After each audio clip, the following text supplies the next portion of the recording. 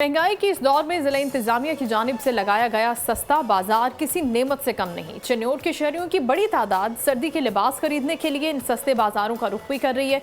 चिन्नौर से बोल न्यूज़ के नुमाइंदा सैयद मुदस्सिर काज़मी हमें मजीद बताएंगे। इस वक्त मैं मौजूद हूँ चिन्नौर के सस्ता बाजार में, जो जिला इंतजामिया की जानिब से लगाया गया है। और दूसरी जानिब सर्दी की जैसे ही आमद हुई है तो शहरियों का काफी तादाद जो है वो सस्ते बाजार का रुख कर रही है।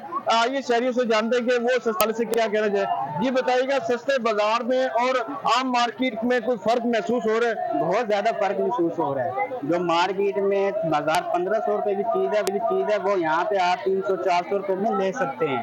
इसका बहुत फायदा है, गरीब आवाम को तो बहुत फायदा है। मैं मार्केट गया था पर्दा लेने, मार्केट में पर्दे का रेट मुझे 2000 बताया गया और यहाँ पे मुझे वो 400 रुपए का मिला और वही चीज से वही सब कुछ मिला है। इसलिए बच्चों की जैकेट देखने आया था। जैकेट बच्चों की इतनी महंगी है ना मार्केट में कि 2000-3000 से कम तो मिलती नहीं है।